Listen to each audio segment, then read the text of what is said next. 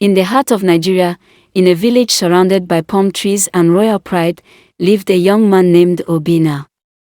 Obinna wasn't just any man, he was tall, dark-skinned like roasted cocoa, with eyes that could silence storms. His voice was deep like thunder, and his smile, oh his smile, made the village girls giggle like streams in the rainy season.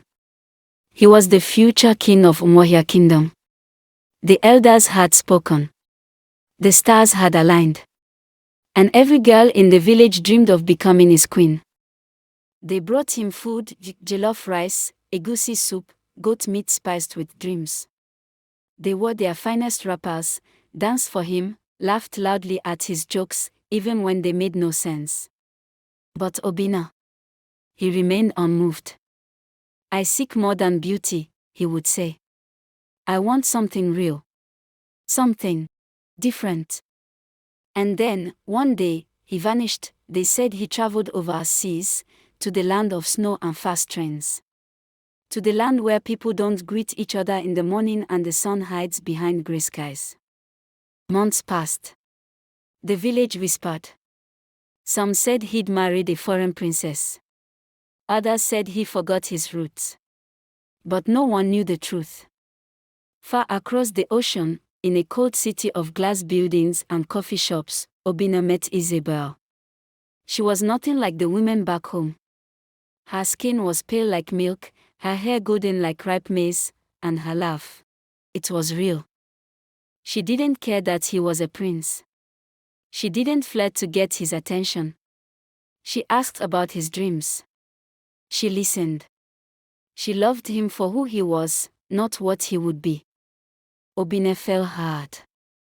One winter's day, under falling snow, he held her hands and said, "Come back with me to my kingdom. Be my queen." And she said yes. When they arrived in Umuahia, the drum stopped. The cheers fell silent. The villagers looked at Isabel like she was a ghost. A white woman, they muttered. She cannot even cook our food. She is not one of us. Obinna's mother, the queen mother, refused to greet her. His cousins mocked her accent. His uncles whispered in corners. But Obinna stood tall, holding Isabel's hand through every storm. She is my wife. She is your queen. If you cannot accept her, you cannot accept me. Still, the village rejected her. They blamed every drought, every bad harvest on her.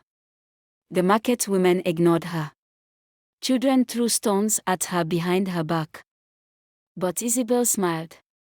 She learned Igbo. She cooked bitter leaf soup. She danced at the New Yam festival in her wrapper and beads, her bare feet on the red soil. And slowly, a few began to smile back. But then came the hardest trial. Isabel could not conceive. After 2 years of trying, the royal doctor looked at her with tired eyes and said, "It is not possible." "I am sorry, my queen." The news spread like wildfire. She is cursed. She cannot give the kingdom an heir. Obinna should take another wife. The pressure mounted. The king's council begged him. His own mother came to him, eyes full of tears. "Let her go, my son. A king needs a child." Obinna shook his head. "I did not marry her womb. I married her heart." He built Isabel a garden. He held her every night. When she cried, he wiped her tears. And when the world shouted, he stood in silence beside her like a mountain. Then one morning, 3 years later, Isabel fainted in the palace courtyard. The guards rushed. Obinna flew to her side. The royal doctor examined her and dropped his stethoscope. "She is pregnant." The kingdom gasped. It was a miracle. They said the ancestors had changed their mind. The wind shifted. The sun seemed brighter. Even the queen mother cried in secret. And when the baby came, she was as beautiful as dawn.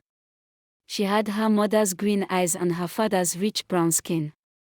Her name was Chimamanda, meaning, "My God will not fail."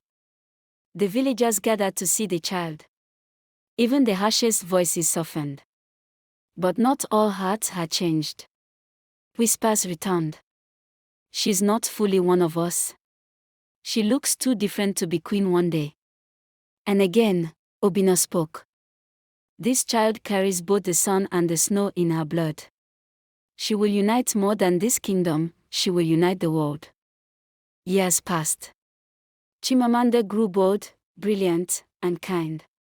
She spoke English and Igbo. She danced the atologu and painted her nails pink. She wore Ankara dresses with matching head wraps and told stories of her mother's home across the sea. And one day, as the people watched her stand beside her mother in the market, helping an old woman carry cassava, they knew. This was their future queen. And Obinna. He sat beside Isabel, under a mango tree, watching their daughter play. He turned to his wife and said, "You see, they said we couldn't love. They said you couldn't give life. But love always finds a way." Isabel smiled, her eyes full of tears.